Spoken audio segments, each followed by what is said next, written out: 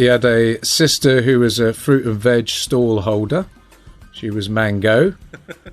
And he had an uncle who was a ballroom dancer. Can you guess what he was called? He was called Tango. There's a few others.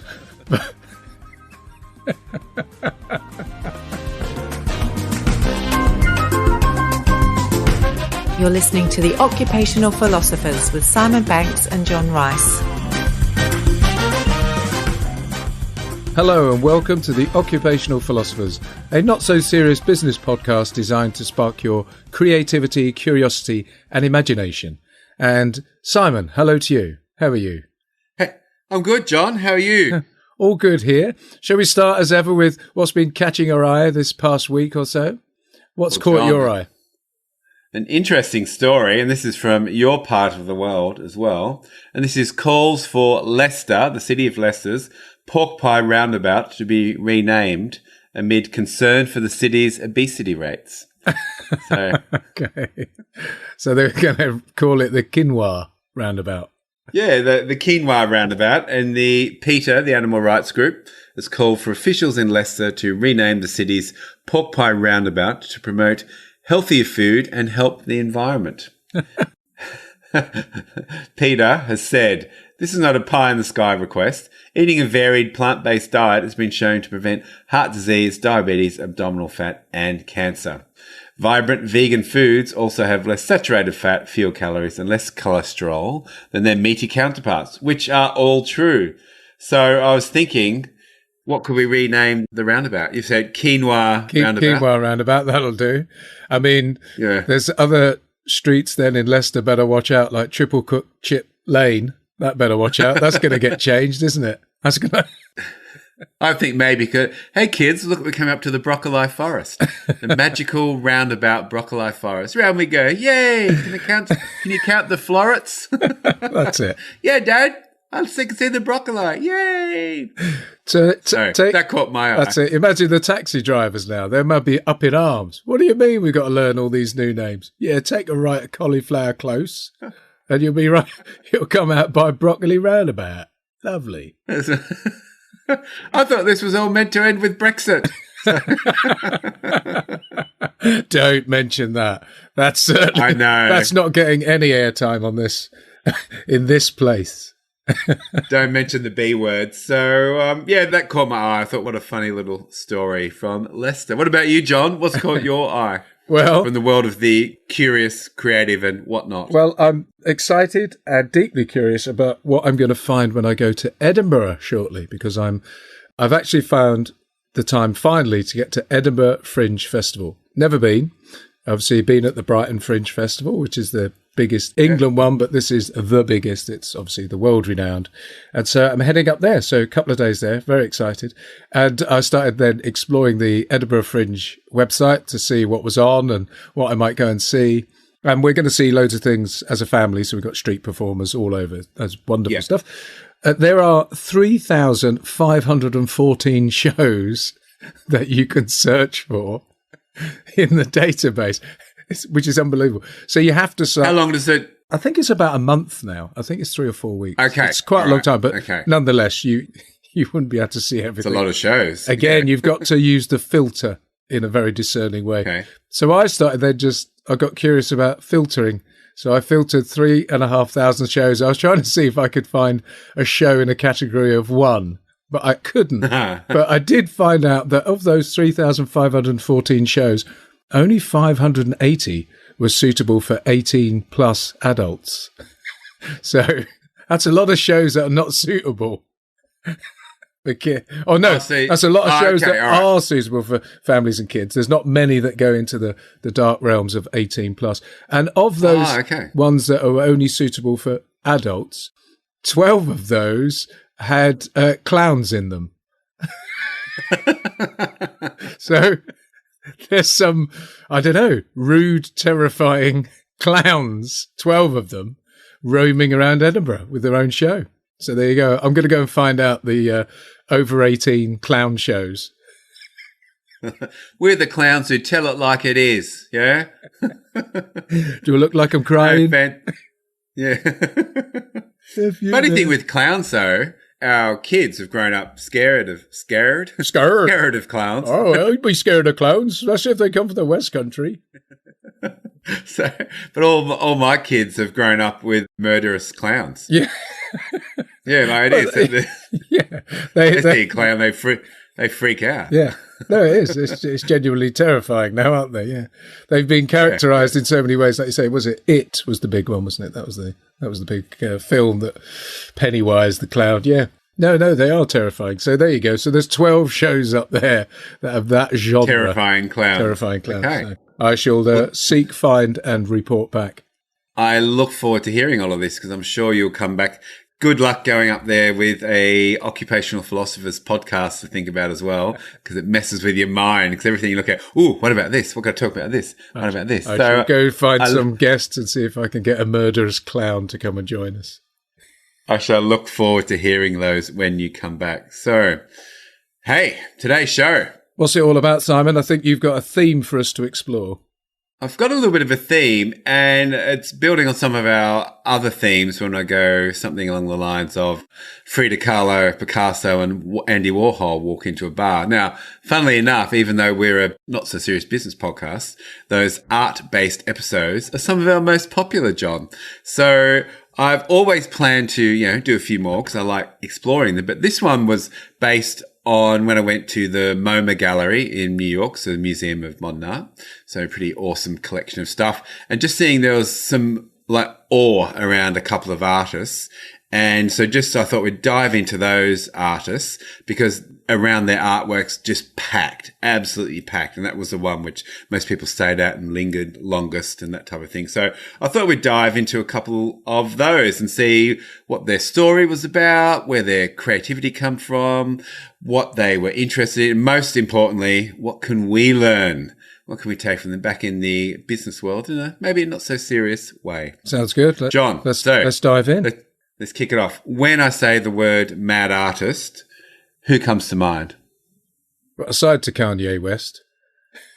Yeah. Modern day mad artist. Pre-2008. Okay. Yeah. Well, I think I would be drawn to someone like Vincent Van Gogh.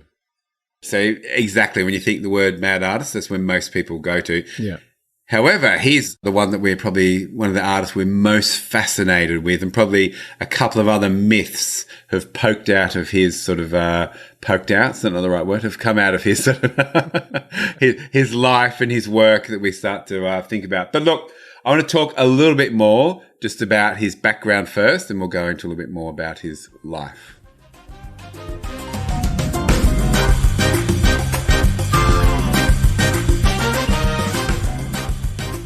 So, Simon, do you want to kick off then? Van Gogh, maybe a little bit about his background first. Where did he come from and how did he get to where he was? Well, I want to rename him #Vinny Van Gogh. It's like a bit more of a modern name, or our main man, Vinny, as we like to. But look, I want to focus on his early life. There's certain aspects of his life that get focused on. So I want to go back to the early days just to give it, and I've discovered so much researching for this episode. So as most people know, he is Dutch.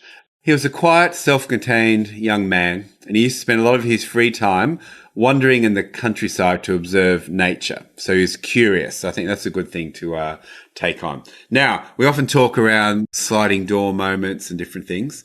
When he was 16, he went to work for an auction house in London and via an uncle. And this is when he started to grow his interest in art. And he also went to London and also Paris. So he started to open his eyes to the world around him and live in different cities. And this is back in 1870, around about that time. To travel back then was a little bit harder than it was now. He didn't really like the art trading game as such.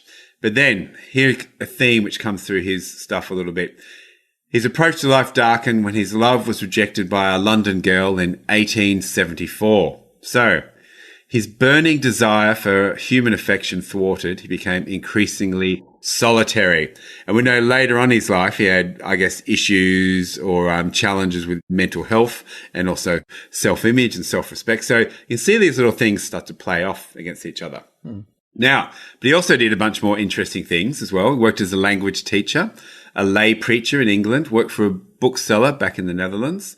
But I like this bit, and I've never heard this. Impelled by a longing to serve humanity, he envisaged entering the ministry and took up theology. Ah, okay. Now, have a guess. How do you think this worked out? Like on a scale of 1 to 10, 1 being awful, 10 being excellent. Where do you think he was? It's a slightly leading question. I feel that it's tending towards the 0, Simon. Yeah, Vinnie Van Gogh. It didn't work out that well, but over a couple of reasons. He clashed with the ministry over their very orthodox position. So they're interpreting things too literally. And he then, though, went and did missionary work in an impoverished population in a coal mining region in southwestern Belgium. But then he experienced his first great spiritual crisis in his life. Living away among the poor, he gave away all his worldly goods in an impassioned moment. But then he was dismissed by the church for following the Bible too literally. So I think I got this wrong before. Yeah. So he clashed with the ministry over their orthodox approach. No, this is right. They were too literal. But then because he gave away all his worldly goods, they said, no, you're too literal. You can't be part of the church because, the church like to hang on to a bit of dosh back then. So this theme of sort of rejection as well started to pop up in his life. Now, you can see how these things are starting to intertwine, but this is what I really like. Penniless and feeling that his faith was destroyed, he sank into despair and withdrew from everyone. I don't like that bit. Okay, that's coming. And he said, they think I'm a madman because I wanted to be a true Christian. They turned me out like a dog, saying that I was causing a scandal. So, theme of scandal, but in the arts, hang on to that notion of scandal, okay? Because there's something scandalous about his work. But then, here's what I like, and this is what I've discovered. It was then that Van Gogh began to draw seriously, thereby discovering in 1880 his true vocation as an artist. Van Gogh decided that his mission from then on would be to bring consolation to humanity through art. I want to give the wretched a brotherly message. So the wretched where he was working in Belgium. Uh-huh. When I sign my paintings, Vincent, it is one of them. The realization of his creative powers then restored his self-confidence. Gosh, what a journey. So rejection, scandal, but he held on to the idea that he was there to serve humanity. First trying to do it through the church and missionary work, but then said, actually, no, I could use art to a similar effect. Wow. Well, interesting, lovely, unusual story, but I think plays into a little bit of this later part of his life, which we hear so much about. And I don't know, I can't imagine him being a preacher. No. Sounds like he was he was in and out of the job centre quite a bit, wasn't he? Absolutely. And look, we'll find out a little bit more about that as we cruise through. He did have some ups and downs.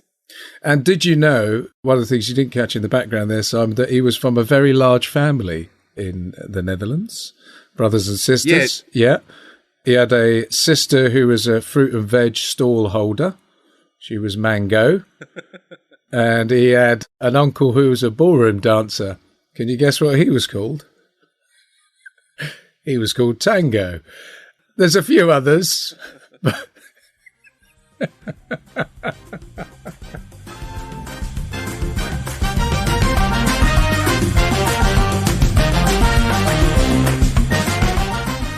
Can you tell us more about his art, his style, inspiration, why he was so well renowned and revered in what he produced? Well, funnily enough, renowned and revered post-death rather than during life, and this is where this myth from Vincent Van Gogh, these myths come out, which are number one myth, all artists are a bit loony, or, you're the tortured artist, comes from Vincent Van Gogh. And the other one, which often goes around, is, you don't become famous till you die. Okay, which is I said that in I was going to say, that's some renowned Australian artist from that period. Like they're often accompanied by, I could paint that shit, sell it for $1 million. And then, you don't get famous till you die. That's the other one. So you can hear a bit of pain in there. He's only sold one painting during his lifetime, but then he is the artist who, post his death, did become famous, where every other artist, almost well known, that we sort of revere, has become very, very famous and well known during their lifetime. Yeah. And what's... So it's almost Van Gogh's the solitary one outside of that. So. Is there a genre attached to his style of painting? Well, I suppose he was impressionistic to some degree, wasn't he? Yeah, well, Impressionists, where you paint outdoors, okay? And imagine with Impressionism, so much artwork was done indoors, but when you're sitting indoors, you're painting from memory, or you're painting from a still life, or, often they would do some quick sketches outside, and then they'd bring the landscape back inside. But Impressionists started to say, well, hang on, the light changes so much. So Impressionists painted really, really quickly. And also at the time, given a lot of shit, because they were, derided. This is ridiculous, this style of artwork. Art's meant to look like a photo. And so Vincent Van Gogh got a lot of his inspiration from the Impressionists and painting outside. So capturing not only the light, but also capturing so much more of those elements which were going on. So a couple of things he was really, really well known for. One, think about his colours. Like, picture one of his pictures in your mind. What one have you got? Well, I've gone for Starry, Starry Night, or Starry Night. Not Starry, Starry Night. So that's the song by Don McLean, isn't it? That's how he starts his song about him. Starry, Starry Night. Yeah. So Starry Night, yes. Okay. Very, very rich, vivid colours. There's the big swirls in it, so it's quite sort of mesmerising. He's known for these brightly vivid colours. Because he wanted to capture real-life scenes, he used to paint really fast, but then he was really interested in colour. So the vibrancy of his work is off the hook. And can you remember his sunflower pictures? That's the other sort of very famous one as well, isn't it? Yeah. Yeah, and essentially they're all yellow. The whole picture's yellow. There's hardly any other colours in them that aren't yellow. So his ability to create these vivid scenes with just one colour as well, with all these different hues of that colour. Yeah. Is very good. Yeah, because Starry Night is predominantly blue, isn't it? It's every variant of blue. I think there's obviously some starlight in there, but there's a deep, rich hues of blue that just run through it all. The whites and yellows as well, which really make it pop out. Now, as we've sort of already said before, he had a lot of influence. He was influenced by Japanese woodcuts, and he was influenced by the Impressionists. So he had this real expressive brushwork. And as I said, painting used to be done as if it was like realism. Okay, so almost you couldn't see the brushwork, but he and the Impressionists and a bunch of other artists went the other way, and they go, no, we want to embrace the brushwork. We want to embrace that you can see the imperfections, you can see where the things were scraped across the canvas. And then he would go so far as to even just squeeze the paint out of the tube onto the canvas. So very much in that abstract type format. And artists like Jackson Pollock now look back at him, and he would swing over his artworks, squirting artwork everywhere while high on absinthe and other cool things and whatever he could get his hands on. Just a normal Saturday night for Jackson. Yeah. So Starry, Starry Night was actually done with a palette, like a knife. Well, palette knife, yeah. A palette, a knife, palette knife. So that's what they call it. So that a way to put the paint on in a different way as well. In that sense, he was very, very groundbreaking. And why his art at the time, a lot of it didn't take off, was like too far ahead. Like he was an early adopter, okay, which is something you notice with all of these artists who we look at back and revere, and some of the ones we've spoken around, like Frida Kahlo or Picasso or Salvador Dali. When they first started, they were like, get out, you're a rule breaker, we don't want you, all that sort of stuff. So, well, that's a common theme that we'll always come back to, I think, in the discussions we have around creativity and curiosity, is how often people are derided and just sort of criticised as they break norms and break rules. But it's a necessary part of that process that actually then becomes something magical, some creative process that's totally transformed, but with a lot of criticism along the way.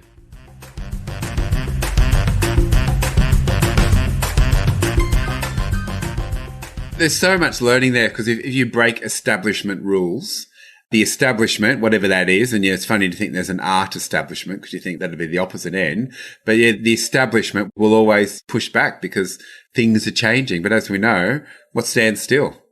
If you're in change management, Vincent Van Gogh should be your poster child. really, because change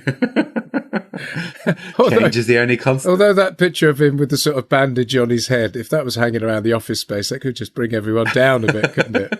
It's not the same as a picture of a mountain with a golden eagle soaring over it. We'll come to that, the story of the ear soon. And I guess one other thing he was really well known for was like the unusual subject of his everyday paintings. So sunflowers decaying. Okay. He used to paint outdoor landscapes and scenes of real life, including ordinary people. Uh-huh. And early on in his career, and I think it's at the National Gallery, I used to give a talk on it. It's a really dull painting, but it's the potato pickers. So he was out in the field doing an artwork of potato pickers. So up till, not too long before him, maybe sort of 50, 60 years before, the people in paintings were the people who could afford to pay the artist. So very rarely scenes of everyday life, but around everyday life. So got my West Yorkshire accent on today and my dry Australian. But then around this time as well, there was an interest from artists to start to paint what they saw happening in the world around them. And often when we think around boardrooms, they say it's that your boardroom doesn't reflect the diversity of the people that you sell and the world around you, the organizations, stale, male and pale. You can think about the art world in some sense was very stale, male and pale. And someone like Vincent Van Gogh started to go, well, hang on, there's so much beauty and interesting stuff in the world. I want to capture that. And he's got one called Wheat Fields with Cypress, which is, actually out on the side of the farm. And he's got which is wheat and cypress in the background. And there was something about, he was so poor, wasn't he, that not making any money, clearly, as you said, he only sold one picture, that was part reason that he painted himself, or he painted ordinary people. He didn't paint models or anything like that because he couldn't afford to pay a model to sit. So he'd paint himself.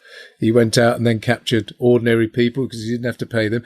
He even painted over his own canvases sometimes. So there's a thought that there's hidden masterpieces under a masterpiece, which is must be sending them into a spiral in the art world. This is a good point. They'll look at artists' canvases, especially, when they didn't have as much money, like maybe the Renaissance and, Leonardo da Vinci around then, I guess when, I don't know, I'm just guessing here, paint was a bit more expensive. I'm not sure. You had to have a benefactor. They would often paint over their old canvases, as every modern day artist would do now. So that's 100% true. And they'll put them through an X-ray machine and you'll see all these different layers of previous stuff. So he literally does send art collectors, art theorists, art whoever into a mind spiral of joy or despair that this amazing thing has been painted over. Yeah. Now, last thing he was really well known for, one of his ability to make his artworks move. So think this one, the sunflower one, you can sort of feel that sunflower move because his brush strokes were very expressive.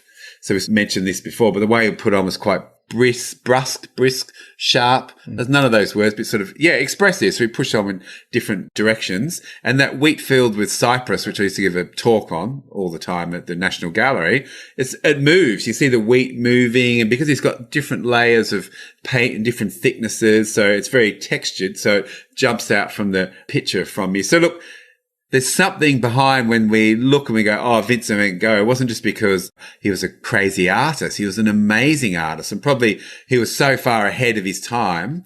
What I read is he was too much for people to take in at that time. It was only post his death, and we'll talk about that in a little bit, post his death that his work started to realize, looking in the rearview mirror, as happens with all of these artists who were massive disruptors at the time, we start to see, the value in what that person has created. Amazing stuff.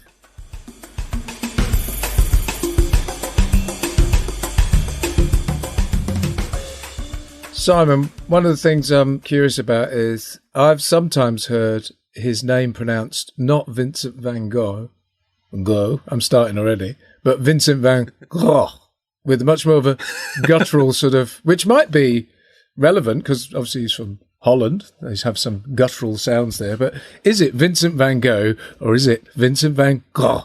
And let's resolve this once and for all.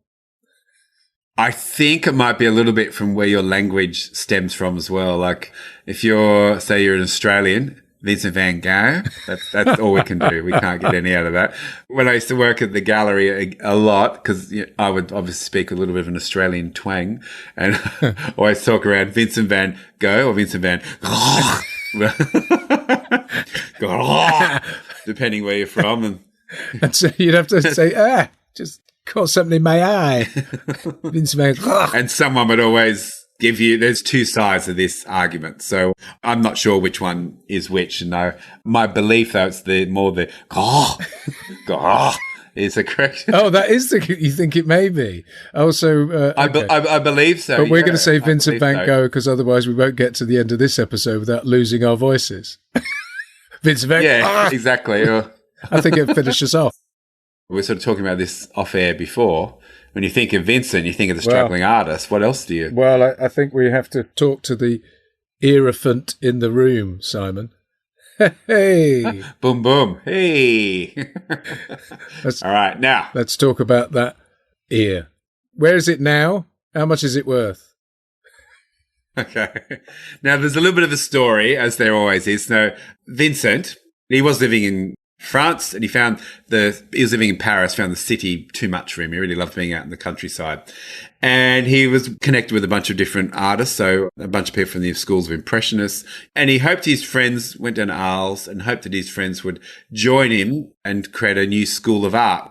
Paul Gauguin did join him, and Paul Gauguin is the artist who spent a lot of his later life in the Pacific Islands. So you see these Polynesian women, so that's probably what he's most known for. So Paul Gauguin did join him, but with disastrous results. So Vincent's nervous, there's two versions of this story here. Vincent's nervous temperament made him a difficult companion, and night-long discussions combined with painting all day undermined his health. Right. Near the end of 1888, an incident led Gauguin to ultimately leave the house and Arles altogether. Vincent Van Gogh pursued him with an open razor, but was stopped by Gauguin, but ended up cutting up a portion of his own earlobe off.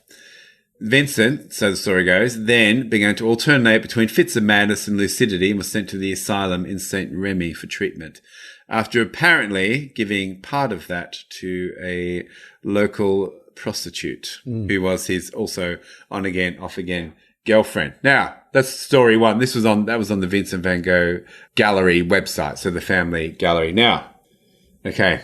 I thought you were going to say theory two is he was in a boxing match with Mike Tyson.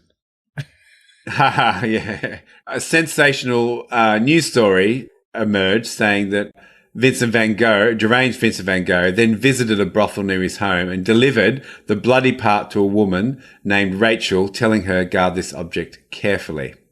Giving the ear to a prostitute is apparently open to suggestion. But then 21st century art historians Hans Kaufmann and Rita Wildegens, however, examined the contemporary police records and the artist's correspondence, and they concluded Paul Gauguin, who mutilated Van Gogh's ear, and he did so with a sword.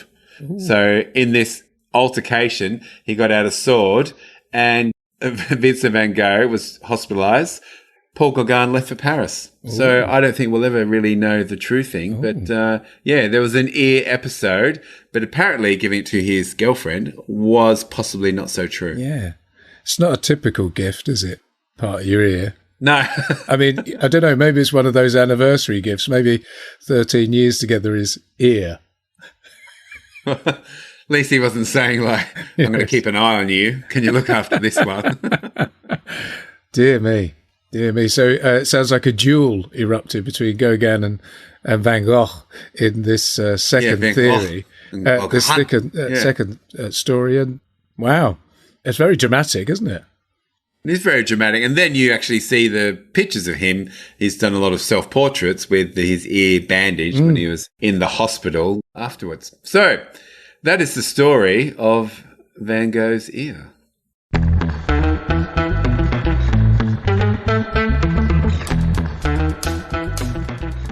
So look, Simon, given that he sold one painting in all his lifetime, but he is this most revered of all artists, how did that come about? How did he come to be recognised posthumously? No, posthumously. I'll start that again. No, keep going. Posthumously. not humorously, posthumously. So, posthumously. Now, interesting enough, like his lack of recognition in his lifetime obviously had him very depressed. Okay, so it was always one of his thingy, and one of those themes which went back early into his life, that theme of rejection from the girlfriend, and also the rejection from the church. This theme of rejection kept playing over and over. So it's sort of it is a sad story. And he eventually shot himself in the stomach, I think 3 weeks after this fight with Gauguin, if I've got this right. Anyway, so it's a bit of a sad ending. He said, I want to relieve the world of myself because I've contributed nothing. However, his brother Theo was his greatest benefactor, and he was an art dealer in Paris, a very successful art dealer. And he always saw the joy in his artwork. So he paid Vincent, kept him afloat to paint. But then unfortunately, Theo passed away from not natural causes. I think he had syphilis, which is a bad thing back in the day. So he passed away, and he left behind his beloved wife, Jo, and their 2-year-old son. Now, all of a sudden, Jo was a single mum, but she had a vision. So here's what I like. An entrepreneur, John, with a vision. She saw the beauty, the aesthetics, the amazingness, if that's the right word, of Vincent's work. She picked up about 800 to 900 of his works they had in storage, about 700 drawings. She moved to a new town and she opened up a guest house. Now, the guest house was frequented by many writers and many artists. And through these relationships and all these connections she made, she started to be able to promote Vincent's work. And her outstanding work as a business person then led to Vincent Van Gogh having exhibitions posthumously, and people then started saying, oh, holy crap, this guy is really good. So he would have been nothing without his amazing sister-in-law, Jo, who then publicized his work on and on and on, and it's gone on to be some of the most famous and wealthy works ever to be sold over time. So in 1925, the thing she did though was hang on to the 5 sunflower artworks. And in 1925, after constant badgering from the National Gallery of London or England, where I used to work, she sold one to them. She said, this is just to help further his work and keep his work alive. So Vincent would have been nothing posthumously without his amazing sister-in-law and her vision at such a young age, and her entrepreneurial and business skills and creating and selling art in that time. Not easy to do what she did. No, a real commercial savviness there that you see then. Yeah, absolutely. With latter-day artists, whatever. There is always that need to have an eye on something that is artistic but also commercially viable for them. This has to happen. But that's the untold story of this. I think that's one of the great stories of this. He was his sister-in-law saw the vision and she created something from that. So a nice little lesson there we can learn for. I was going to say our modern times. Yeah, what are the lessons we should take from Van Gogh then? Maybe again coming back to the theme around Not So Serious Business podcast. What are some of the things that really stand out for you around Van Gogh that we might contemplate as individuals in particular? Okay, this theme comes through time and time again. All of our guests we speak to and all of the people we look at. If you put in the work and you put in the time, the creativity and the output will come. Mm. So time and time again, he painted and drew furiously, and as such, his style developed and changed over time. If we judge ourselves on the first thing we ever produce and go, okay, I'm not happy with that, we will never go on to create bigger and better things. So one of those things, I think, put in the effort, good things will come. Yeah. Now, something else, John, which comes along all the time, he had varied sources of inspiration. So he sought stimuli. He had a multitude of influences and styles, and he would, the content, like the poor outdoors, he would paint from, being outside and paint quickly. And he also drew from a bunch of different genres of paintings as well. And he lived in a bunch of different places. So he was really open, and his sensorial eyes, ears, sounds are all open to the world around him. And a third one maybe that you mentioned, or we touched on it earlier as well, a willingness to break norms, a willingness to experiment as well, beyond what was recognized as accepted practice perhaps in how you paint, for example. Yeah, and that ability to push something out when you know you're at that edge of whatever that edge may be. It might be technology. It might be the way we interact. It might be human resources. It might be when you first push the barrow out, it's really hard. And people looked at his stuff and just thought it's too far out there. It's too far outside the norms. And maybe finally, a good lesson from Van Gogh is don't set up an artist community with someone who's got a sword. Called Paul. And don't get into a fight with them. And don't chase after your CEO after they've left the artist community to try and convince them to come back. Let them go. Otherwise, you might lose something that's important to you. If your CEO is named Paul and has a nice collection of Japanese samurai swords behind his desk, that's a sign.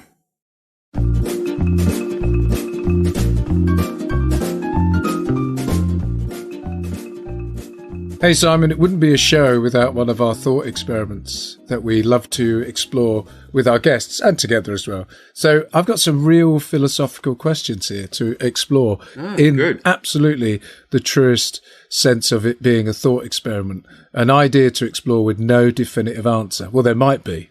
Maybe that's what we're going to find out. So I've got 3 here I'd like to explore with you. Are you worried? Okay. No, it's just a nice change to have something, a proper thought experiment. Yeah, proper thought experiment. So, although I say that, you haven't heard the statements yet. Okay, all right. Okay, so I'm ready. Here's number 1. If a robot waiter, play along at home, by the way. If a robot waiter brings you a drink, should you say thank you?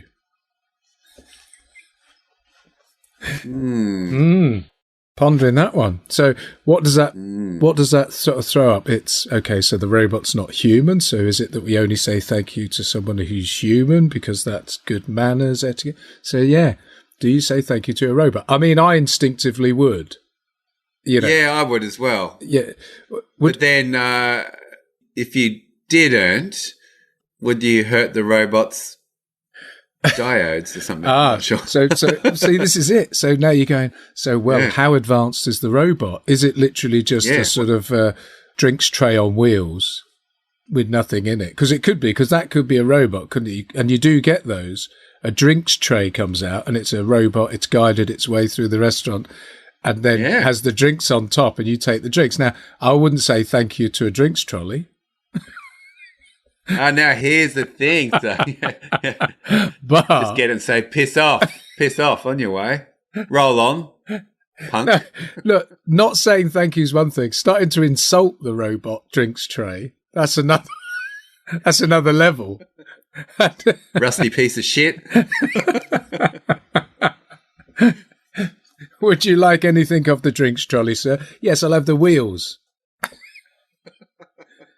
And you're going to the recycling plant if you look at me that way again. So. Ooh, sad robot face. Ooh. Now, something on this. There's a hotel, and I read about this for some innovation work, and they were around sort of rapid prototyping. They created a robot that would take you your room service.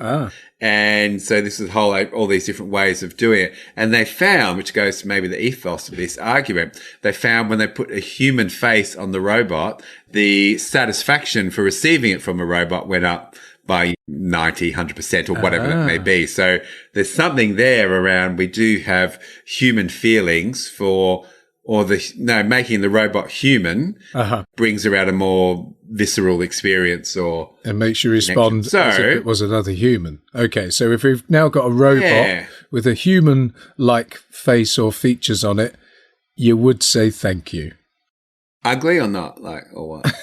That's all in the eye of the beholder. If you have beautiful wing nuts.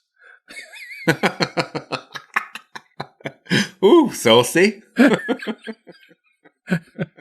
Let's not take that any further. I chose the wrong widget on a robot there. You've got a nice LED screen. Why, thank you. Yeah. I just had it polished. So I'm saying, John, in answer to that, I think I'd say yes. Yes. Okay. I'd say the idea that this robot is sufficiently advanced that it might feel like it has human qualities. Okay. All right, good. Let's go for thought experiment question number 2. Yeah. Would you rather live under a democracy or a dictatorship led by Father Christmas? Ponder that one carefully. Now we've got to unpick that, don't we? We say, well, democracy, there we have the vote and we can put in place someone that we think will serve our interests and our needs, or we can be led without any say by one of the most benign figures in real history. In reality, remember, in case there's some under 10s listening. Yeah, absolutely. So think about it though. You live in I don't know, Christmas land. What is it? Well, no, I don't know. I mean, you could just be living in Australia, but Father Christmas would be dictating everything that happens. So, which could be nice stuff, I guess, couldn't it? He might say, okay, you have to get a present on Christmas Day. No one will go without. Or he might say, I'm going to make it snow every day and you've got no choice in the matter. And there's a fair sense you got to work pretty hard, like in the 6 months run up to Christmas. What, so you're thinking he might make you work like elves? Oh, yeah. Well, who's going to produce the toys? Oh, okay. I was thinking about it wrong. I was thinking I'm an elf. You turn this into a sort of North Korean version of Lapland, where you're that's it. Slave labour for Father Christmas in the run up to Christmas. Okay. Well, there you go. Okay. This is what you need to explore. Actually, it sounds really horrible. I thought, what if he turns on you? But I'm thinking he brings happiness, he brings joy, he brings good, stable relationship. Yeah, he brings a sense of humanity. So he'd be good at trade deals, wouldn't he? What have you got? Well, I got 15 million wooden train sets. Ho, ho, ho. What have you got? A bag of oranges and 20 billion tons of nuts. Come on, let's do some trade. Yeah, so he'd improve our standing in the world. Yeah, GDP be amazing because he could put the elves to work. We need more liquid hydrogen for carbon-free travel. Yes, no, green hydrogen. Green hydrogen, elves, go. It would depend on the country as well, though. If you're in Finland, of course, they might not like the fact that they couldn't eat reindeer anymore, because that would be off the menu, wouldn't it? True. Well, it depends. I'm not sure. We ride horses in Australia, but in France they eat horse. So this is quite deep. Oh, John, on balance. Look, if you had have asked me, let's say your current Prime Minister is Prime Minister still before he resigned, even though he hasn't resigned. Yeah. What would you choose, Santa or Boris? Got to be Santa. Come on. Of course. Frankly, I'd have a hat stand. A hat stand and a jelly bean. So I'm thinking I'd give it a run for 5 years and then we could assess at the end. Santa stays in, but if you're out, there's no ill feeling. That's democracy. Well, that's true. I'm not sure, John. That's a dictatorcy. You're blending. I'm not sure. I think I would go for Santa. Yeah, I'm going to go Santa. Yeah. I'm going to take my chances. All right, yeah. I'm just going to say, I think he knows better than the will of the people. Yeah. Here's the last one for you then. Okay, yeah. Can a squirrel ever truly be happy? Have you ever seen a squirrel smile? No, they always look quite nervous and agitated. Yeah, that's true. Yeah. They're always working 24/7, bearing nuts, running, maybe get eaten by a... Do you not think there's a moment where they're safe and they're sat there with that newly found nut and they sit there and go, True that. Or do you think they're there going, somebody's coming for the nut. Where are they? I can hear them. I can't see them, but I can hear them. They're coming. Or you're worried about your other stash of nuts. Like you can't sit and enjoy. It's just, you think, I've worked hard all summer. What if someone nicks them? Where did I put them? Oh, no, I've forgotten. Oh, no. Yeah. So I think on balance, squirrels are not happy, are they? They're not happy. Anxious squirrel. Anxious and tortured. Yeah. Like Vincent Van Gogh. Vincent Van Squirrel, Nah, so we're going to say squirrels can't ever be truly happy. Momentarily happy, but big picture stuff, unless it's like a Dalai Lama squirrel, you get to one place, you just go, just embrace your nuts or something like that. That's probably not that's probably not the right term, but we'll let that go. And that was, can a squirrel ever truly be happy? Another great philosophical questions from the Occupational Philosophers. I should just say, Simon, I had great fun exploring those questions, and I wanted to just give credit to a chap called Ian Gilbert. He's got a great book out called The Book of Thunks. I think there's a follow-up, The Little Book of Thunks, but he has all these wonderful philosophical questions that you can explore in the true nature of being an occupational philosopher. So thanks to Ian, and maybe we can get him on sometime. That'd be fun. I'd like that, John. I'd like that. So look, just reflecting on our episode today, as we always like to, is there maybe just I had two artists in mind, but I think the conversation around Vincent, one of those, it's not polarizing, unifying characters of our time. Like there's such an interest in him and his artwork, and and I think it was really good to explore, and I learned a lot about our Vinnie Van Gogh. What stood out maybe about him? What's your one takeaway, if there's something from it? The one takeaway, if I'm thinking about the Not So Serious Business podcast piece, is just that striving just to produce great work, not stopping, that persistence, that moving forward, making errors, as it were, but just advancing. So sheer effort, persistence, and a absolute compelling need to create that he recognised was at his core. And that's something that we all have. So how we can bring that to personal lives or our work, and keep at it.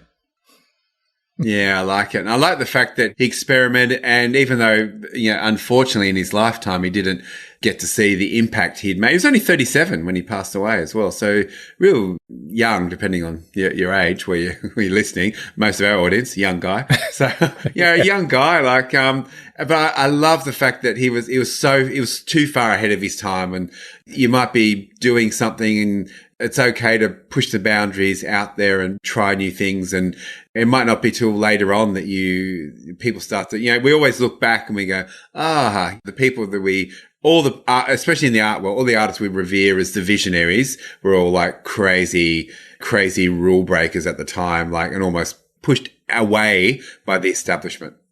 So just think that could be true of all of us. Could be a time in the future where they look back and say, do you know what? That Kevin in accounts, he was bloody brilliant, wasn't he? Yeah, the way he did numbers. Oh, God. So, Kev, come on, man. Chin up. Onward. Okay. Kevin Van Gogh. All right. So, now, John, that's the end of the show. That was pretty good. I enjoyed talking about it. I very much enjoyed it. I can hear and I could see the passion that you have in exploring his life. So I can see you on the camera here, and people hopefully could probably hear it as well. But no, very much enjoyed it. If you enjoyed it, then subscribe, tell your friends, give us a review. You can rate us.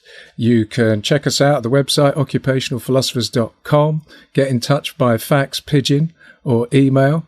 You can. What else can they do? Occupationalphilosophers@gmail.com. Yes. Now, here's the thing. Yes. On the reviews, there's a lady in Brisbane who listens. You know who you are. You've said, I laughed so much I snorted like a pig on the train listening to one of our episodes. And you go, I'll write a review. Still waiting. So if you're listening, you know who you are. In the meantime, signing off as ever, stay curious, play ball, make stuff, have fun. And John, as you're about to do over the week ahead, date life.